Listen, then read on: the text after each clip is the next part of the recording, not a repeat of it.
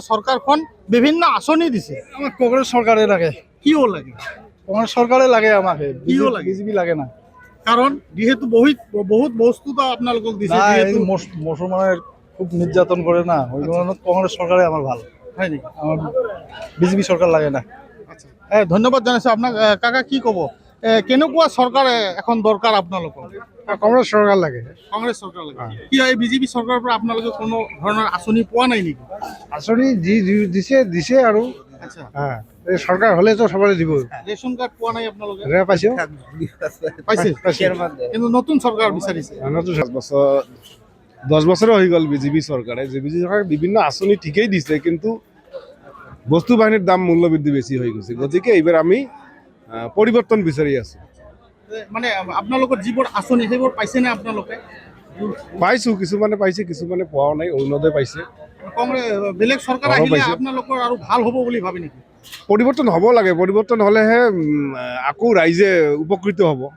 এই সরকারে ধরক আঁচনি দিছে, যিখিনি দিছে, অৰুণোদয় হওক, ঘৰে হওক, দিছে ঠিকই, কিন্তু পৰিবৰ্তন হলে আৰু ভালকৈ আৰু চৰকাৰে তাতকৈ বেছি দিব পাৰে। কেনে ধৰণৰ হ'ব লাগে? কংগ্ৰেস সৰকাৰে হব লাগে। নাই, কেনে ধৰণৰ আপোনালোকৰ ডেভেলপমেণ্ট লাগে বা কেনে ধৰণৰ সুবিধা লাগে? আমাক বিশেষ কৰে আমাৰ স্বাস্থ্য, শিক্ষা আৰু মূল্যবৃদ্ধি।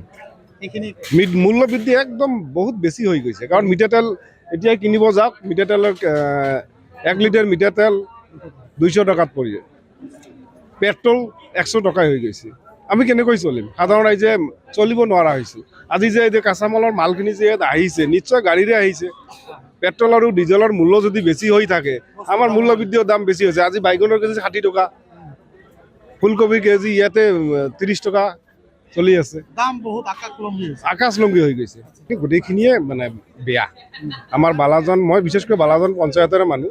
আমাৰ বালাজন পঞ্চায়তত আমাৰ বটিয়াতলি, ধৰাৰ ঘাট, 2 নম্বৰ বালাজন বুলি কয়, এইখিনিত মানে একদম ৰাস্তা বেয়া। 4 চাকাৰে আপুনি যাব নোৱাৰিব, সৰু 4 চাকা। সেইবোৰ ঠিক হ'ব লাগে। হ্যাঁ, ঠিক হ'ব লাগে। তো গাঁৱৰ ৰাস্তা যদি ঠিক নহয়, আমি কেনেকৈ অহা যোৱা কৰিম? আমিতো গাঁৱতে বেছি ঘূৰা ফুৰা কৰোঁ নহয়। স্কুল কলেজ বা স্কুল কলেজত আমাৰ স্কুলত কণ ল'ৰা ছোৱালীয়ে যিহেতু পঢ়া শুনা কৰি আছে, স্কুল ডিপাৰ্টমেণ্টত কোনো মানে চৰকাৰী স্কুলৰ কোনো উন্নতি নাই, খালি খোৱা লোৱাই হয়। ভালদৰে শিক্ষা চৰকাৰী স্কুল নহয়, আমাৰ শিক্ষা ব্যৱস্থা ঠিক নহয়। ঠিক নহয়। আজিকালিতো ল'ৰা ছোৱালী প্ৰাইভেটতে পঢ়ি আছে নহয়, জাতীয় বিদ্যালয়। ভাল ভাল ব্যৱস্থা কেনেকুৱা?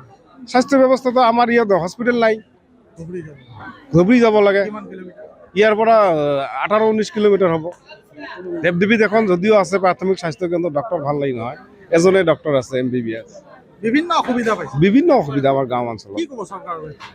চৰকাৰলৈ অনুৰোধ জনাওঁ যাতে আমাৰ স্বাস্থ্য আৰু শিক্ষাৰ ক্ষেত্ৰত যাতে গুৰুত্ব দিয়ে, আমাৰ মূল্যবৃদ্ধিত যাতে গুৰুত্ব দিয়ে, আৰু যদি মূল্যবৃদ্ধিত গুৰুত্ব নিদিয়ে তেনেহ'লে আমি পৰিৱৰ্তনৰ চৰকাৰ বিচাৰি আছোঁ। আমি কংগ্ৰেছ চৰকাৰে বিচাৰি আছোঁ। বিচাৰিছে।